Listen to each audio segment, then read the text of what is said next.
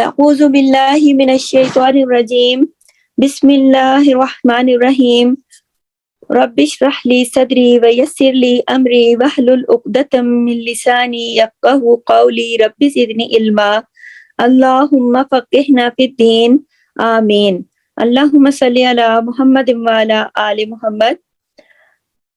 جز نمبر 3 سورہ آل عمران آیت نمبر 64 سے آج ہم انشاءاللہ تعالی تفسیر کریں گے۔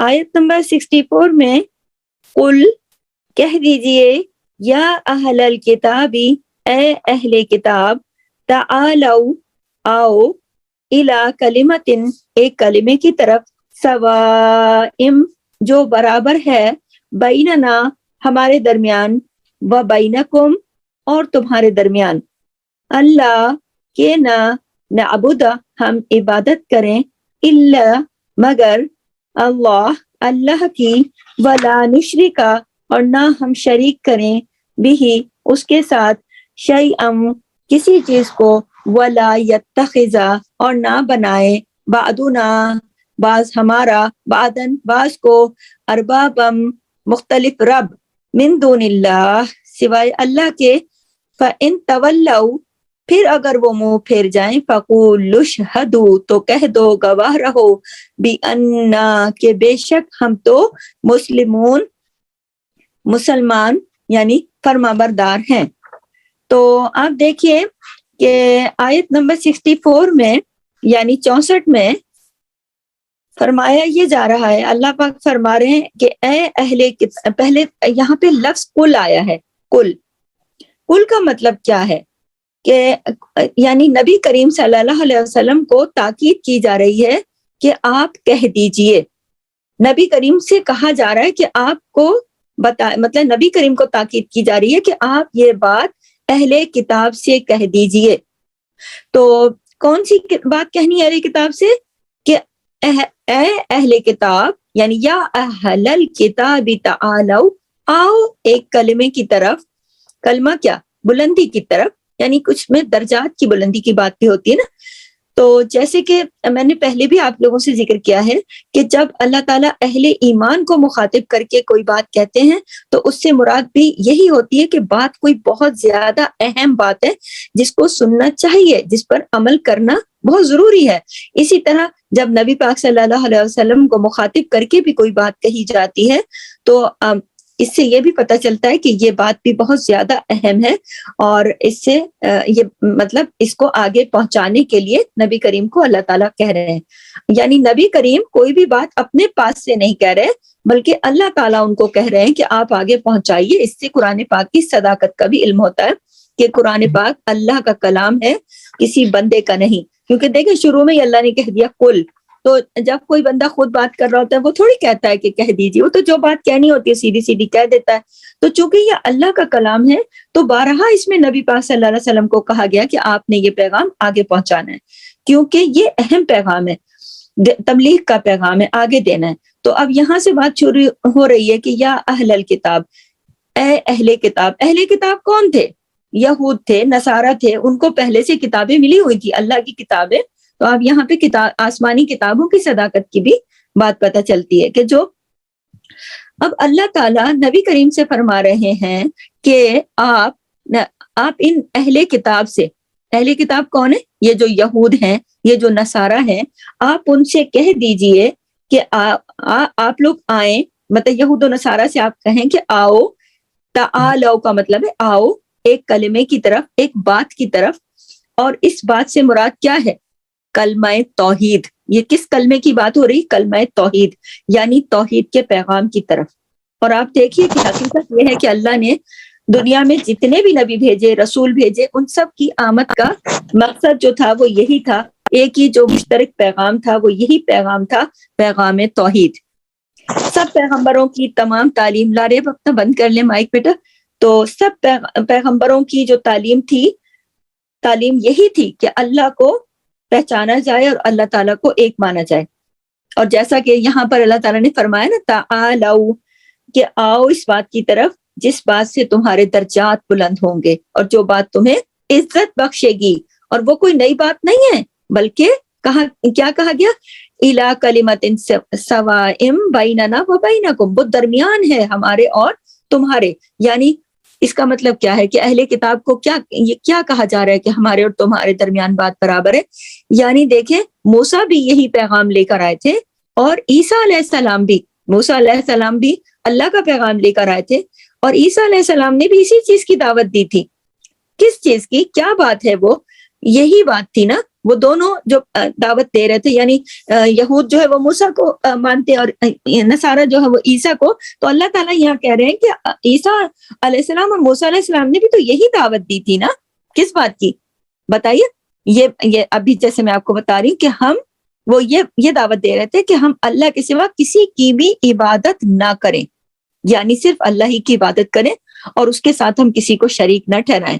जैसे यहूद ने क्या किया था कि उज़ैर अलैहिस्सलाम को और नसारा ने क्या किया था, ईसा अलैहिस्सलाम को अल्लाह का दर्जा दे दिया था, बेटा कह दिया था। तो फरमाया कि आप इससे परहेज करें। वला यत्तखिजू, यानी कि और हम में से कोई भी अल्लाह के सिवा किसी को भी रब ना बनाए, हम में से कोई भी अल्लाह के सिवा किसी को भी रब ना बनाए।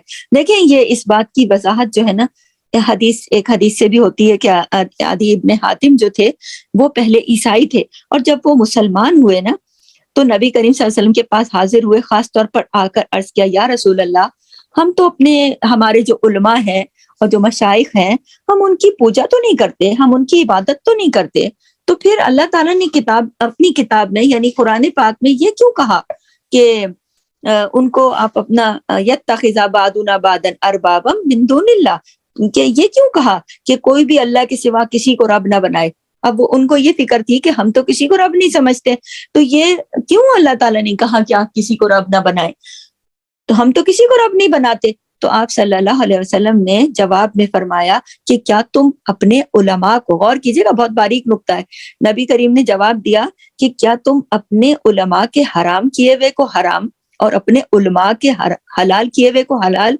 समझते हो। तो उसने कहा हाँ, ऐसा करते हैं हम लोग, ऐसा तो करते हैं। तो नबी पाक सल्लल्लाहु अलैहि वसल्लम ने फरमाया यही तो रब बनाना है। और क्या है रब बनाना? रब बनाने का मतलब क्या है? यानी ऐसी अताअत करना जैसी अताअत अल्लाह का हक है, जैसी बात अल्लाह की मानी जाती है ऐसी बात को मानना, दूसरे की किसी और की बात को मान लेना, ये किसी को रब बना लेने के बराबर है।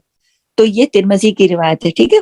तो यहाँ पर कहा यह जा रहा है कि तुम मसीह को अल्लाह का बेटा ना बनाओ, यानी इस आयत में अल्लाह ताला नबी करीम को ये पैगाम दे रहे हैं कि आप इन लोगों को ये पैगाम दे दो, नसारा को और यहूद को भी, कि तुम लोग ऐसा मत करो, अल्लाह के साथ किसी को शरीक नहीं करो। ये क्या कहते थे, मसीह को अल्लाह का बेटा कहने लगे थे ना, इसलिए अल्लाह ताला ने इनको ये पैगाम दिया। और दूसरा ये कि इसी तरह से अपने उलमा को इन्होंने बहुत मतलब उलमा जो कह देते थे बस वो मानते थे, किताब को छोड़ दिया था। तो अपने उलमा को रब न समझो। देखिए कुरान पाक की सूरत तौबा में भी इसकी मजीद वजाहत आती है कि उन्होंने अपने उलमा, तर्जुमा बता रही हूँ, कि उन्होंने अपने उलमा और अपने राहिबों को अल्लाह के सिवा अपना रब बना रखा है। अल्लाहु अकबर, अस्तगफिरुल्लाह। तो यहाँ पर उन्हें रोका जा रहा है। बात यह है कि जहां पर भी अल्लाह की अताअत हो वहां किसी भी मखलूक की अताअत जायज नहीं है, चाहे वो कोई भी हो। जहां पर अल्लाह का हुक्म आ जाए फिर वहां कोई भी इंसान, खा वो मर्तबे में, दर्जे में, इज्जत में, मकाम में, कोई कितना भी बड़ा क्यों ना हो, कोई कितना ही काबिल क्यों ना हो, किसी की कितनी अहमियत क्यों ना हो, लेकिन अल्लाह के आगे फिर अल्लाह, उसकी बात नहीं मानी जाएगी, चाहे वो कितना भी अहम हो। बात किसकी मानी जाएगी? अल्लाह ताला की।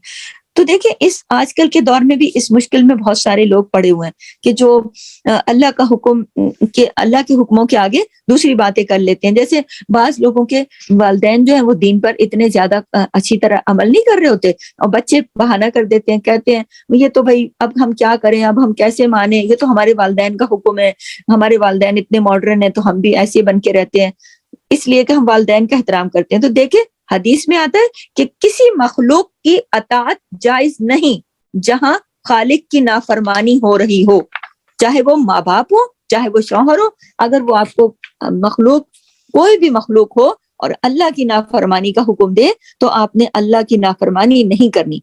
क्या करना है? माँ बाप का कहना, शौहर का कहना, रिश्तेदार, कहाँ तक मानना है? اللہ کے حکم کے مطابق، اللہ کے حکم کے مطابق جو ماں باپ کہیں وہ بھی ماننا ہے، جو شوہر کہے وہ بھی ماننا ہے، جو باقی کہیں وہ بھی ماننا ہے۔ تو اطاعت جو ہے، جہاں پر اللہ کا حکم آ جائے وہاں پھر شوہر کی اطاعت لازم نہیں رہتی کہ اللہ کا حکم آ گیا، اللہ تعالیٰ مطلب اللہ تعالیٰ نماز کے لیے بلا رہے ہیں، ادھر اذان ہو رہی ہے، ادھر آپ کو کوئی منع کر رہا ہے کہ آپ نماز نہیں پڑھیں، تو پھر آپ حی علی الصلاۃ اور حی علی الفلاح کا جواب دیں گے، کیونکہ ماں باپ ہو، شوہر ہو، جو بھی ہو، اگر آپ کو اللہ کے حکم کو پیچھے کر رہا ہے تو آپ اس کی بات نہیں مانیں گے، کیونکہ اگر کوئی اللہ کے حکم کو پیچھے کر رہا ہے تو یہ شرک فی الحکم کر رہا ہے، تو پھر آپ نے اس کی بات نہیں ماننی۔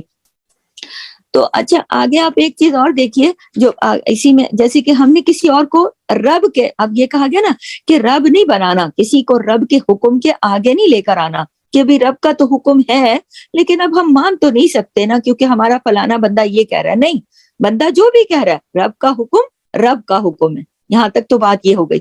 پھر یہ ہے کہ فَإِن اسی آیت کا لاسٹ پارٹ پڑھ رہی ہوں، آیت نمبر 64 کا، فَإِن تَوَلَّوْا، پھر اگر وہ منہ پھیر جائیں، فَقُولُوا اشْهَدُوا بِأَنَّا مُسْلِمُونَ، پھر وہ اگر منہ پھیر جائیں تو کہہ دو گواہ رہو کہ بے شک ہم تو مسلمان ہیں، فرما بردار ہیں۔ تو دیکھیے یہ آیت کے اس پارٹ میں ہمیں تبلیغ کا ایک بہترین طریقہ سمجھ میں آ رہا ہے، بہترین طریقہ سامنے آ رہا ہے کہ جب بھی آپ لوگوں سے بات کریں تو ان کے اپنے لیول پہ جا کے بات کریں، ان کے کامن گراؤنڈز پہ جا کے بات کریں، اختلافی مسئلوں کو ہوا نہ دیں، اختلافی مسئلے اور ان باتوں سے نہ شروع کریں کہ جس میں سے پہلے ہی کوئی لڑائی جھگڑا شروع ہو جائے، جہاں سے بات شروع ہو، موافقت ہو ہی کوئی نہ کوئی، چانس ہی کوئی نہ ہو، لیکن لڑائی ہو جائے۔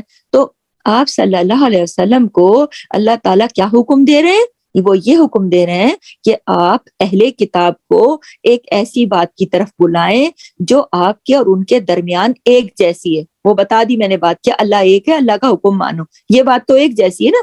یہود و نصارہ بھی دیکھیں نا، آج بھی یہود و نصارہ اللہ کو تو ایک مانتے ہیں، اللہ کو مانتے ہیں ایک، لیکن کیا کرتے ہیں؟ اس کے ساتھ شرک بھی کرتے ہیں۔ تو بات یہ ہے کہ توحید ثابت نہیں ہوتی جب تک کہ نفی اور اثبات، نفی کس کو کہتے ہیں؟ انکار کرنے کو، اور اثبات کس کو کہتے ہیں؟ اقرار کرنے کو، دونوں ایک ساتھ نہ ہوں۔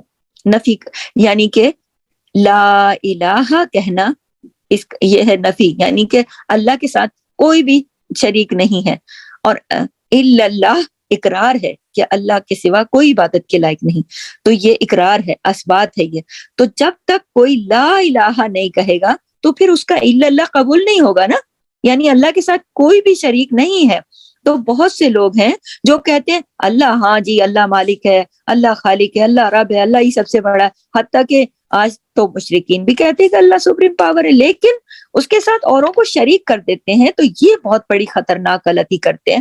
تو اللہ کو مان لینا، صرف مان لینا ہی کافی نہیں، بلکہ جب تک اللہ کے سوا دوسروں کو اللہ کے درجے پہ نہیں لانا، دوسرے سارے معبودوں کی نفی کرنی ہے، تب اللہ، جب ہم کہتے ہیں نا لا الہ الا اللہ، یعنی اللہ کے سوا کوئی عبادت کے لائق نہیں، تو ہمارا الا اللہ جو ہم کہتے ہیں نا، تو پھر ہمارا وہ الا اللہ بھی قبول ہے نا، کہ جب ہم کہتے ہیں اللہ کے سوا تو کوئی عبادت کے لائق نہیں، کوئی معبود نہیں، تو یہ سارے معبودوں کی نفی ہے۔ سمجھ میں آ رہی بات؟ یعنی صرف اللہ کو مان لینا کہ ہاں جی اللہ ہے اور اس کے ساتھ شرک کرنا نہیں، صرف اللہ کو ماننا بھی ہے اور یہ بھی دعویٰ کرنا ہے کہ اللہ کے سوا کوئی عبادت کے لائق نہیں۔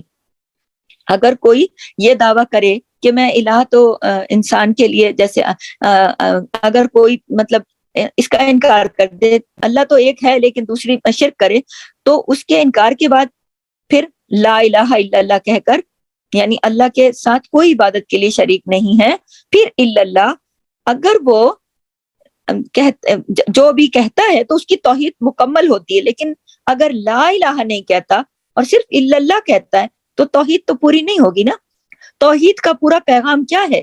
پورا پیغام یہ ہے کہ لا الہ الا اللہ، یعنی اللہ کے سوا کوئی عبادت کے لائق نہیں، دوسرا کوئی معبود نہیں۔ سمجھ میں آ رہی بات؟ اگر یہ پیغام آپ نے دیا اور وہ پیغام نہیں لے رہے تو پھر کیا کرو؟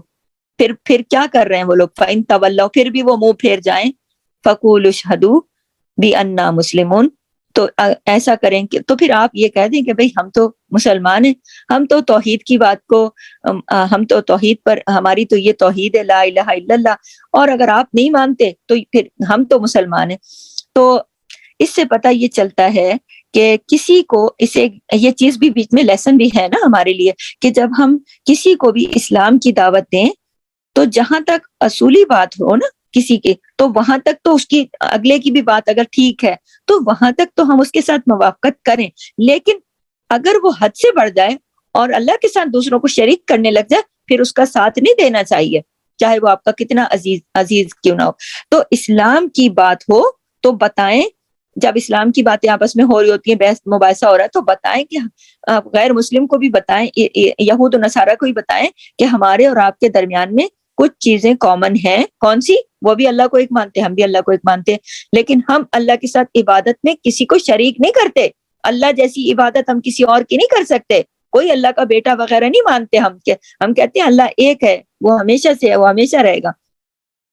اچھا، یہ والی بات تو آپ نے، یہ کامن گراؤنڈ ہے نا، دوسرا بھی کہہ رہا ہاں اللہ ایک ہے، وہ تو آگے کی بات تو آگے کی ہے۔ تو جب بھی کسی کو تبلیغ کریں تو پہلے کامن گراؤنڈز پہ جا کر بات کریں، تو اس سے پھر لڑائی جھگڑا نہیں ہوتا۔ یعنی دعوت دینے کا ایک بہترین طریقہ یہ بھی ہے۔ اور پھر آگے کیا کہا کہ دعوت دے دی، اور اگر وہ نہ مانے تو بس یہ کہہ دو کہ اے اہل کتاب یا پھر دیگر کوئی بھی دین کے لوگ ہوں، ادیان کہتے ہیں نا، دین کی جمع کو ادیان کے لوگ ہوں، تو ان کے بارے میں اسی طرح ہمیں بھی یہ بات سمجھائی جا رہی ہے۔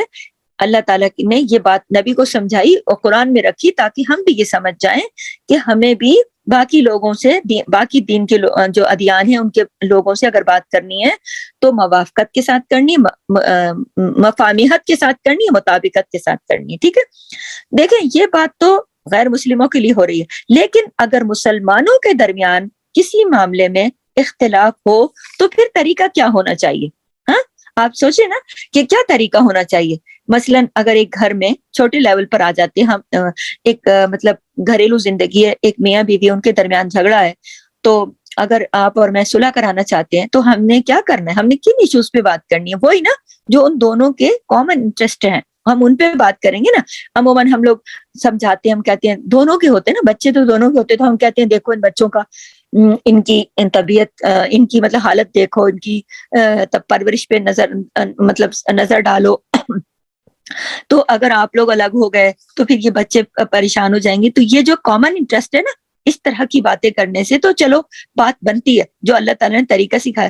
لیکن اگر ہم بیچ میں سے ان نقطوں کو اٹھانا شروع کر دیں جن کی وجہ سے ان کے درمیان پہلے ہی لڑائی ہوئی تھی، بھائی یہ تو صحیح لڑکی نہیں ہے، لڑکی سے کہیں بھائی شوہر تمہارا صحیح آدمی نہیں ہے، تو کیا ہوگا؟ بات تو بڑھے گی نا، بات تو بجائے سدھرنے کے بات بگڑ جائے گی۔ اختلافی مسئلوں کو ہوا نہیں دینی چاہیے کبھی بھی۔ یہ آپ کے اور میرے لیے اس آیت میں لیسن ہے کہ کبھی بھی اختلافی مسئلے کہ جس کے اوپر لڑائی ہو رہی ہے، ہم اسی کو اٹھا کے دکھائیں کہ ہاں جی اس میں یہ خرابی بھی ہے، ہاں جی اس میں یہ خرابی بھی ہے، تو پھر مسئلہ کیسے سولو ہوگا؟ مسئلہ تو سولو ہی نہیں ہوگا۔ تو جو لوگ اسی طرح آگے چلتی ہوں کہ جب ہم کامن گراؤنڈز پہ بات کرتے ہیں نا تو پھر بات میں جھگڑا پیدا نہیں ہوتا، لڑائی پیدا نہیں ہوتی، بلکہ کچھ معاملہ سدھار کی طرف جاتا ہے۔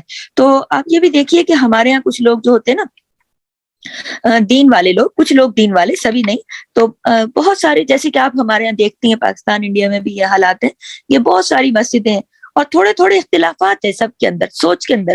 تو بہت سارے لوگ کہیں کہیں اکٹھے ہوتے ہیں نا تو کامن گراؤنڈ پہ بات نہیں کرتے، بلکہ کن چیزوں کو لے کے بیٹھ جاتے ہیں؟ اختلافی جھگڑوں کو۔ تم تو یہ کرتے ہو، تم تو وہ کرتے ہو، تو نتیجہ کیا ہوتا ہے؟ نتیجہ یہ ہوتا ہے پھوٹ پڑ جاتی ہے، فساد بڑھ جاتا ہے، دل دور ہو جاتے ہیں، فاصلے بڑھ جاتے ہیں۔ تو اگر آپ سوچیں ذرا کہ اگر اہل کتاب میں سے شرک کرنے والوں کو اللہ تعالیٰ کہہ رہے ہیں کہ کامن گراؤنڈ پر جا کر بات کر کے سمجھاؤ، تو پھر خود مسلمانوں کے اندر جو لوگ شرک کا ارتکاب کرتے ہیں ان کے ساتھ کیسے ہمیں بات کرنا ہوگی، کیسے شروع کرنی ہوگی؟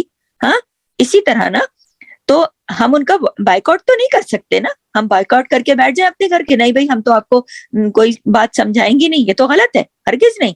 کیونکہ بات کو شروع کہاں سے کرنا ہے؟ اتفاقی باتوں سے، کیونکہ ان کو بھی اتفاقی باتوں سے شروع کریں گے تو بات سمجھ میں آئے گی، طریقے سے بات کو سمجھائیں گے کہ دیکھو یہ تم بھی مانتے ہو نا، دیکھو یہ طریقہ ہوتا ہے، ہم چھوٹے بچوں کو بھی اسی طرح سمجھاتے ہیں نا، تو ہم بعض اوقات بڑوں کو بھی اس طرح سمجھاتے ہیں کہ دیکھیے آپ اس بات پر یقین رکھتے ہیں، ہے نا، ہم بھی اس بات پر یقین رکھتے ہیں، دیکھیں ہماری اور آپ کی یہ بات ایک جیسی ہے، دیکھیں یہ ٹھیک ہے نا، یہ ٹھیک ہے، یہ ٹھیک ہے، اور یہ والی بات ٹھیک نہیں ہے۔ تو یہ ہو گیا آرام سے کسی کو تبلیغ کرنے کا طریقہ۔ اور پھر ہم یہ بھی ساتھ میں کہتے ہیں دیکھیں یہ ٹھیک بات نہیں ہے نا، کیوں ٹھیک بات نہیں ہے؟ یہ اس لیے نہیں ہے کہ یہ اللہ نے نہیں فرمائی۔ اس طریقے سے ہم تبلیغ کر سکتے ہیں، دوسروں کو سمجھ آئے گی۔ تو اب پھر ہم یہ بھی کہہ سکتے ہیں دیکھیں یہ ٹھیک نہیں ہے، یہ اللہ نے نہیں بنائی بات، یہ بات آپ نے اپنے طرف سے خود شروع کی ہے، تو پھر دیکھو اس کو ہٹا دو اپنے اس میں سے، زندگی میں سے۔ تو ایسا کرنے سے دیکھیں تبلیغ جو ہے نا نسبتاً آسان ہو جائے گی، کیونکہ ہم ڈائریکٹ کسی کے برائی پہ چلے جائیں، تم تو ایسے ہو، تم تو ویسے ہو، تو کیا ہوگا؟ کوئی بات اگلا کوئی سمجھے گا؟ وہ تو لڑائی ہو جائے گی۔ تو اگر آپ غور سے سنیے گا کہ اگر اہل القبلہ کون ہوتے ہیں؟ اہل القبلہ کہتے ہیں ان لوگوں کو جو تمام لوگ ایک ہی قبلے کی طرف منہ کر کے نماز پڑھتے ہیں، ٹھیک ہے؟ تو جب اہل القبلہ اگر ان کے درمیان بھی اگر عقائد میں کوئی فرق ہو جائے یا اختلافات ہو جائیں یا فقہی مسائل ہو جاتے ہیں، ان میں اختلافات ہو جاتے ہیں، تو ایسے اختلافات کو ہوا دینے کے بجائے، ان چیزوں کو ہائی لائٹ کرنے کے بجائے کہ یہ ہے کہ تمہارے اندر تو یہ غلطی ہے، تمہارے اندر تو یہ غلطی ہے، ان چیزوں کے ساتھ اتنا ہوا نہیں دینا چاہیے، بلکہ ان چیزوں پر بات کرنی چاہیے جس سے لوگوں کے دل جڑیں، ایک دوسرے کے قریب آئیں لوگ۔ جب لوگ ایک دوسرے کے قریب آئیں گے تو بات کرنا آسان ہوگی نا، کہ دیکھو بھائی یہ چیزیں ٹھیک ہیں اور یہ چیزیں ٹھیک نہیں ہیں۔ لیکن اگر کوئی بات شروع کرنے سے پہلے ہی جھگڑا لڑائی ہو جائے اور کوئی ادھر بھاگ جائے کوئی ادھر بھاگ جائے، تو پھر پیغام کیسے پہنچے گا؟ پیغام تو نہیں پہنچے گا نا، کوئی بات تو ڈھنگ کی رہے گی نہیں۔ دیکھیں صحابہ کرام کے درمیان بھی بعض اوقات فقہی مسائل کے اوپر اختلافات ہو جاتے تھے، لیکن وہ کوشش کرتے تھے کہ بات طریقے سے کریں، آپس میں دل پھٹے نہیں، دل جڑے رہیں۔ تو وہ اس بات کو سمجھتے تھے کہ دیکھیں یہ سوچ میں فرق ہے اور دلوں میں فرق نہیں آنا چاہیے۔ آپ کو یہ بات سمجھ میں آ رہی کہ دیکھیں سوچ کا جو اختلاف ہے نا، اس بات کو غور کیجیے گا کہ سوچ کا اختلاف اور دلوں کا اختلاف یہ دو الگ الگ چیزیں ہیں۔ جب کیسے؟ اس طرح کہ جب سوچ میں اختلاف ہو تو انسان اکٹھا رہ سکتا ہے نا، لیکن جب دلوں میں اختلاف ہو جائے، دلوں میں پھوٹ پڑ جائے، دلوں میں ہی جگہ باقی نہ رہے، پھر انسان اکٹھا نہیں رہ سکتا۔ تو امت مسلمہ کا اتحاد بھی اسی وقت ممکن ہے کہ جب سوچ کے اختلاف کو دلائل کے ساتھ دور کیا جائے، لیکن دلوں میں پھوٹ نہ پڑے، نہیں پڑنے دینا چاہیے، ایسی باتیں نہیں کرنی چاہیے جس سے دل دور ہو جائیں، ٹھیک ہے؟ تو دلوں میں جو دوریاں ہیں نا ہرگز نہیں ہونی چاہیے، کیونکہ دلوں کی دوریاں ہی اصل دوریاں ہوتی ہیں۔ بعض اوقات لوگ نظریے میں بھی ایک ہوتے ہیں مگر ان کے دل ایک نہیں ہوتے۔ تو اسی لیے دیکھیے آپ کو میں آگے ایک بات بتاتی ہوں کہ موسیٰ علیہ السلام جب کوہ طور پر گئے تھے تورات لینے کے لیے، اور پیچھے انہوں نے اپنے بھائی ہارون کو اپنا نائب بنا کر بنی اسرائیل کے پاس چھوڑ دیا تھا، تو ان کو تاکید کر گیا جاتے ہوئے کہ بھئی آپ ان کا خیال رکھنا، کوئی ایسا کام ہرگز نہ ہونے دینا کہ جس کی وجہ سے بنی اسرائیل کے درمیان میں پھوٹ پڑ جائے اور ان میں اختلاف نہیں پڑنے دینا، کوئی بھی ایسا کام مت کرنا۔ موسیٰ اپنے بھائی ہارون کو یہ تاکید کر کے گئے تھے کہ بنی اسرائیل کے درمیان پھوٹ نہ پڑنے دینا۔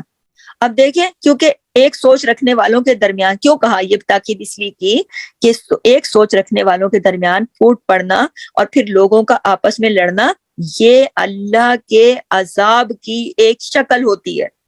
آپ اس کو چھوٹے لیول پر بھی دیکھیں، گھروں میں بھی دیکھیں، باہر بھی دیکھیں، محلوں میں بھی دیکھیں، اور اس بات کو غور کریں، اپنے پلوں میں باندھیں کہ یہ ایک سوچ جو رکھ رہے ہوتے ہیں نا، ایک سوچ کے تحت ایک محلے میں آ کے لوگوں نے آبادی کی، اپنے اپنے گھر لیے، سوچ ایک ہی تھی نا کہ یہاں چلو اچھا ہے ماحول، یہ جگہ ہمارے لیے ٹھیک ہے، سوچ تو ایک ہی تھی نا، لیکن پھر کیا ہوا؟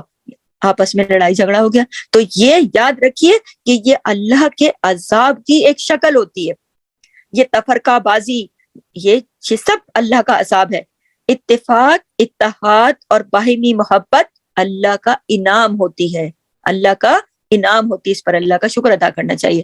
تو اسی وجہ سے آپ دیکھیں کہ بنی اسرائیل نے موسیٰ کے جانے کے بعد، آپ دیکھیں کہ جب موسیٰ تو چلے گئے پہاڑ پہ تورات لینے، کوہ طور پہ اللہ نے بلا لیا 40 راتوں کے لیے، اب بنی اسرائیل نے پیچھے سامری کی باتوں میں آ گئے، بچڑے کو معبود بنا لیا۔ ہارون علیہ السلام نے بہت سمجھایا، لیکن ایک حد تک ہی سمجھا سکتے تھے نا، اس سے آگے پھر انہوں نے کچھ بھی نہیں کیا، کچھ بھی نہیں کہا. کیوں نہیں کہا؟ اس لیے کہ پھر اگر وہ زیادہ کہتے تو ان کے اندر فرقے بن جاتے نا، ان کے اندر ٹولے بن جاتے، دو الگ الگ پارٹیاں بن جاتی. کون سی؟ ایک پارٹی ہارون کو سپورٹ کرتی اور ایک پارٹی سامری کو سپورٹ کرتی، دو ٹکڑوں میں بٹ جاتے. اس وجہ سے تفرقے سے بچنے کے لیے، گروپوں میں بٹنے سے بچنے کے لیے کتنا بڑا کام کیا انہوں نے، کہ انہوں نے کچھ بھی نہیں کہا، چپ چاپ بیٹھے رہے ہارون علیہ السلام. اب ہوا یہ کہ موسیٰ جب واپس آئے، حال دیکھا، ہارون کو سخت ڈانٹا، بال کھینچے، غصہ کیا، ان کے ساتھ بہت انہیں باتیں سنائی کہ تم نے میرے پیچھے یہ نیابت کی ہے، تم نے ایسا کیا، تم نے ایسا کیوں کیا. تو ہارون علیہ السلام نے جواب دیا کہ میں نے کچھ نہیں کیا، لیکن میں نے ان کو جتنا میں سمجھا سکتا تھا سمجھایا، اس سے زیادہ میں نے کچھ نہیں کہا، کیونکہ مجھے یہ ڈر تھا کہ کہیں یہ لوگ آپس میں بٹ جائیں گے، دو پارٹیاں بن جائیں گی، تو کہیں یہ نہ کوئی کہے کہ بنی اسرائیل کے درمیان انہوں نے پھوٹ ڈال دی. کس نے؟ ہارون نے پھوٹ ڈال دی. تو ایسے کاموں سے سبق کیا مل رہا ہے ہمیں ایسے کاموں سے بچنا چاہیے جس سے لوگوں کے درمیان پھوٹ پڑے. اسی لیے چھوٹے چھوٹے معاملات میں بھی ہمارا دین تربیت کرتا ہے کہ چھوٹے چھوٹے معاملات کون سے ہیں. فرض کریں کہ ایک بندہ سودا کر رہا ہے کسی بھی چیز کا، آپ نے دیکھ لیا، اب یہ عموماً لوگ کرتے ہیں نا کہ ایک کہیں سے خبر مل گئی تو سوچا میں تھوڑے پیسے اوپر دے کر میں خریدوں، تو یہ غلط بات ہے. سودے کے اوپر سودا نہیں ڈالنا چاہیے، کیونکہ اس سے کیا ہوگا؟ دل پھٹ جاتے ہیں، اس سے دلوں میں نفرت آ جاتی ہے. اسی طرح خطبے پہ خطبہ ڈالنے سے بھی منع کیا گیا. خطبے پہ خطبے کا کیا مطلب ہے؟ خطبہ سے مراد یہ ہے، خطبہ کہتے ہیں اگر کوئی بندہ کسی جگہ کسی کے گھر سے رشتہ مانگ رہا ہے اور دوسرا کیا کرے، اس کے اچھا یہ رشتہ مانگ رہا ہے، میرا بیٹا تو اس سے زیادہ خوبصورت، میرا بیٹا تو اس سے زیادہ قابل ہے، میں جا کے رشتہ مانگوں، اس کو کہتے ہیں خطبے پہ خطبہ ڈالنا. تو اس سے ہمارے دین میں منع کیا گیا کہ اگر کوئی کسی جگہ رشتہ بھیجے تو دوسرا اس رشتے کے اوپر اپنا رشتہ نہ بھیجے. کیوں؟ کیونکہ لڑائی ہو جائے گی اور ہاتھ کسی کے کچھ بھی نہیں آئے گا. کوئی دیکھیں ہمارا جو دین ہے وہ اس لیے منع کرتا ہے کہ بنیادی تعلیم ہے کہ انسانوں کے درمیان تمام لوگوں کے تعلقات باہمی طور پر اچھے رہیں، اخلاق کے ساتھ رہیں، اور ان کے درمیان ہرگز پھوٹ نہ پڑے. اور پھر یہ کہ اگر لوگ آپ کی سوچ کے ساتھ اتفاق نہ کریں تو آپ اصول کو جانے نہ دیں، آپ اپنے اصول کو جانے نہ دیں.